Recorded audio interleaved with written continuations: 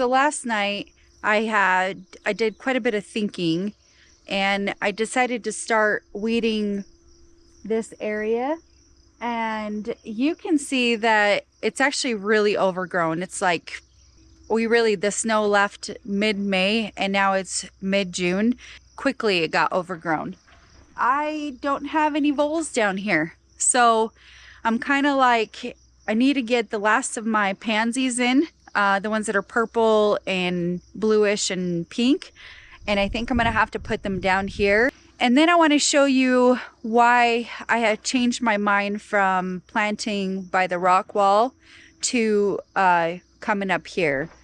And I'm gonna probably need some really good advice, and I'll tell you like the things that I'm like trying, the things I've thought of, the things I feel like would work down the road, because ultimately I kind of want to take like a dynamite down there and just blow everything up because I have such a vole issue. I want everyone to kind of look at it with me, and I'm probably going to just need some really good advice. Sustainable advice, right? Like I don't want to put things in the ground that I'm going to have to take out later on. Any advice that I get helps me in the long run. In 10 years from now, 20 years from now, I'll show you some of my ideas, tell you and kind of show you around to why I need to create a different plan down there. I've been gardening for quite some time, as long as I could remember. Me and Mark, ever since we've been together which has been 15 years, and even before that I was gardening. So I have some experience. I'm not necessarily a pro. I don't do any tricks. My only thing that I really focus on, and both me and Mark agree on, is the soil. And this mountain has some challenges. I'm going to say that. When we lived in our suburbs, I mean, we can grow just about anything. We kind of were on a gravel pit. And we still had really beautiful gardens, which I'll attach some pictures of our home. And we have always had it landscaped. We've always had it, we've always had decks. We've always had patios. We've always had really beautiful arrangements everywhere. And of course we have 44 acres, which we have quite a bit more to do out here than we did in our suburb home. It's been challenging. Like it's been really challenging. There's not like you put something in the dirt, you water it, you take care of it, and you're like, oh, I should come back next year because it's zone 3, zone 4, and it doesn't. And we have issues out here. It's not, the soil may look like it's fertile, but it's actually not. It's very clay based, and it turns into powder. There's not a lot of organic matter that you might think it has, but it doesn't. So it's very deceiving. There's just lots to think about. We also have a lot of invasive plants here. We have Dyer's Woe. That's this year is more of a problem than I have ever seen it. I have a lot of the wild mint. Once it goes into seed, you're in trouble, which is what happened last year. We had some wild mint on this side of the hill that went to seed and spread to this side of the hill. So if I put down any fabric, I can't do that. It still blows over. We also want to keep our mountain pretty wild and have it still be the mountain maple that we did buy and we have, but at the same time, I'd also like to see my peonies succeed. I would really like to see all my herbs succeed. I also would like to make sure that my garden succeeds. So I kind of know that I will always be weeding, probably weeding for life. And I'm okay with that because I've always loved weeding. It's not something that I despise or have a heartburn over. But I also would like to see some of the plants that I invest in time and money, lots of it. I would like to see them come back and flourish and do well. The reason why I'm going to take pansies and put them down here is because I don't have any vole or gopher activity. I have bunnies, but they don't bother me because have a lot of foot traffic out here. We don't have any issues. I have some ideas. I'm going to take you down to the rock wall and I'll show you my frustration and what I've tried and what I haven't tried. And if I did try it, why I didn't do it again, why I'm not going to go towards another idea. But I have a couple of ideas I want to run by my friends, which is you guys. And then I'm going to need some feedback. I'm going to need some people who have experienced this or maybe have some good ideas. I'll tell you my idea, and then I would like some feedback for sure. I'm at the rock wall right here where the frontage is. And you can see I have the spearmint that kind of went crazy. And again, I can weed that. That's not a problem. I don't have any issues with that. The only thing is, the reason why I'm kind of wanting to step away from this spring, you can kind of see I have a lot of vole activity all throughout this whole garden bed. The only thing that survived was my daisies, some of my strawberries up on the wall, my phlox on the wall, and 2 of my roses. And of course, this really pretty ground cover, but it should have spread, like it should have been double its size. I had some plants in here that should have survived the apocalypse, honestly. Like, I had 4 columbines. They came back the first year, they came back the second year, and they did not come back the third year, which means that I have a vole problem. I really do, and I know I do. Mark actually went in here and tilled the ground all throughout right here. So he came in with just a tiller just to kind of disturb any, like, I don't know, little communities of vole activity.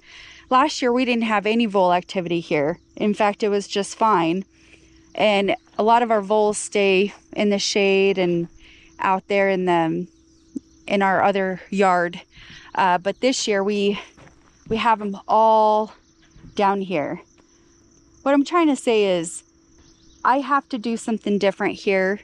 I feel like I'm just kind of giving up on this for now. I want to keep my daisies. I want them to spread. I'll still come in and get some of these invasive weeds out of the way. We put 30 hollyhocks. I only see 2 that came up. They really should have came up. There should be no reason why hollyhocks should not grow here. Strawberries, I was surprised that a few of them still live on. But I only have 1 out of like the 15, 1 or 2 out of the 15 that are over here. And I knew that they would probably get by something or somebody around here. So here's what we've tried, especially down here. So we've put some bait out because the voles the voles, they're like mouse-like type of animal. So we put some bait out here. My only concern is when I have campers, I allow like my campers to bring their dogs and not have them on a leash. I think that is, I mean, there's 2 acres. Why not? You know, have them run around. And I have the neighbors' dogs. If they sniff out that bait, it's actually really, like, it could kill the dogs. And we have like put the bait in and then covered it.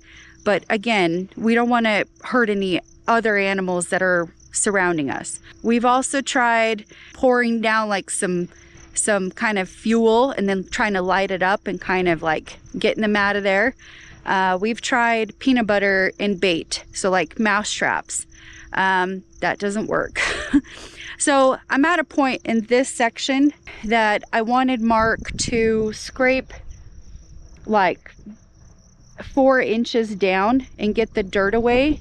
And then I'd like to put down cardboard and then probably place gravel over it. And I'm thinking I want to build raised garden beds with like really good sustainable wood, not treated or anything like that, but just like really good outdoor wood.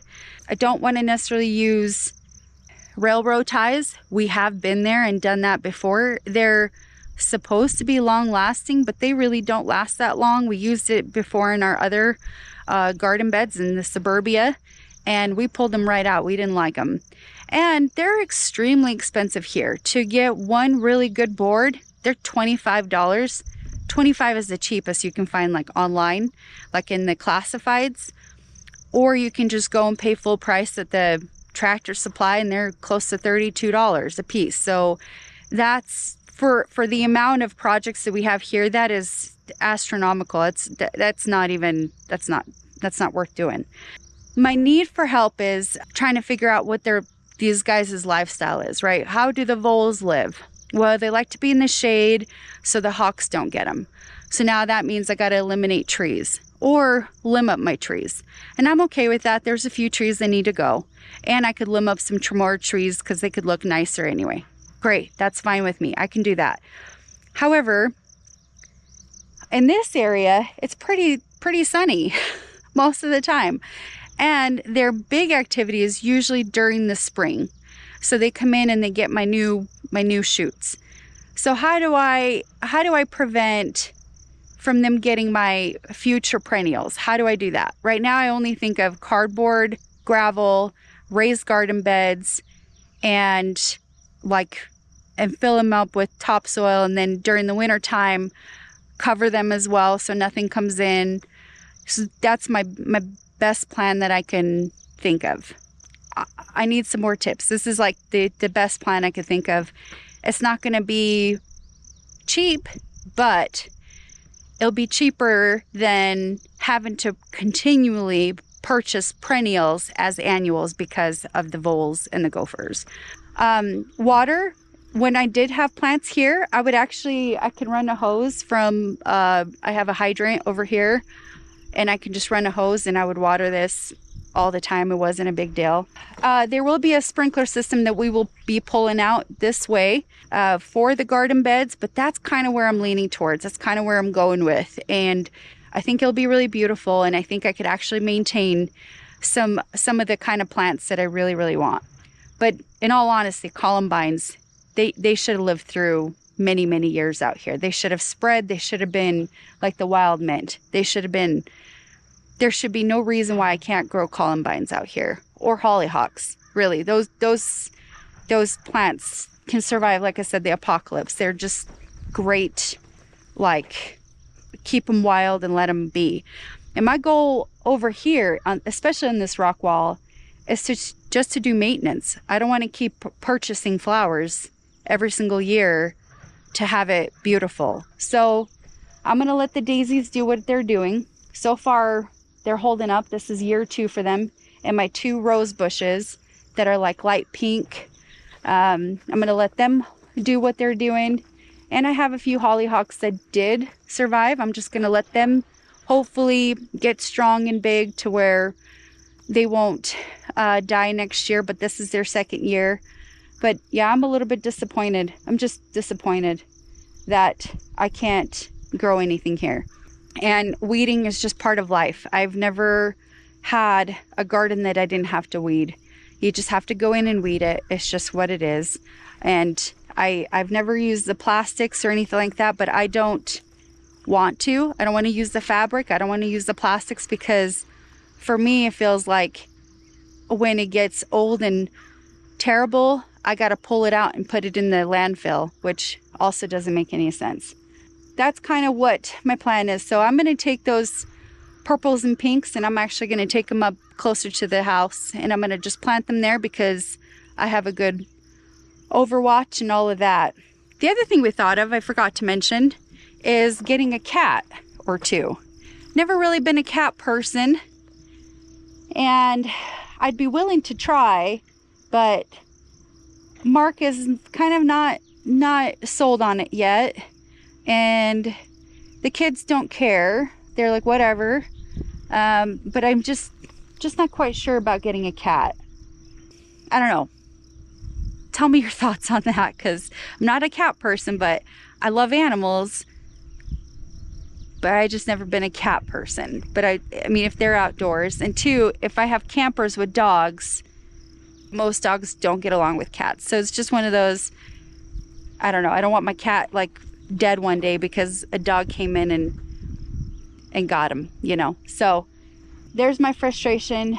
I'm leaving this alone for now. I'm going to focus on the upper bed. I'm going to weed that. And then probably next week I'll come down here and start taking down limbs and trees and weed this area.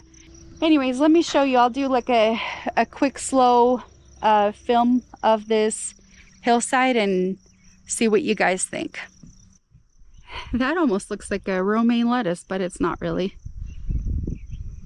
Got the tall grasses here. You can see the phlox on the rocks did really good. And again, I don't mind weeding it. Just, I think this tree just, we need to limit up. And then maybe cut down some of that. Pull out the weeds. There's not very many. My rose here did great. And then my daisies did great. There's more daisies here. More daisies. The strawberries are fine, and I'm really there for not the fruit, but just more of the foliage. And once I pull these weeds out, you can see the phlox is doing great there. And more strawberries, more daisies. I have a phlox here, but you can see it just had one little struggle in flower. And I think this is a weed. That's not even part of the phlox, but it used to be really big and full of flowers. I have hollyhocks on this side. This survived, and once I pull the weeds, they'll do fine. The phlox over here is good. Have another rose. But right throughout here, I had a ton of columbine, and they're gone. And you can tell the vole activity right here. These are mounds. All of this. I didn't even plant those, but I'm going to keep them over there because I like them. But here, this is a vole.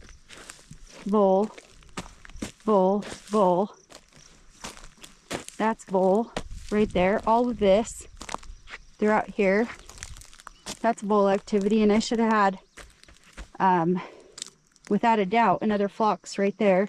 I do have a clematis, and it's right here. And you can see there's a second strand, and that one's probably the original. And then it's starting to climb, so that'll be good. I'll probably transplant that. That's getting mature, but I haven't seen a flower on it yet. I'm hoping that I'll get a couple of flowers on it throughout the season. But I think what we'll do is we'll have to pull this fence back and get it aligned a little bit more straight. I think I'm gonna do garden beds that are like this, lengthwise. Yeah, I won't be focusing on this area for a while. Give me a couple of months and I'll probably start back up again. Oh, the voles moved down here. Mark tilled that area and probably messed up their whole living situation, so they moved down here. Look at the mounds right there. Right there, right there. Again, it just makes no sense to me. What I need to do is get back to work.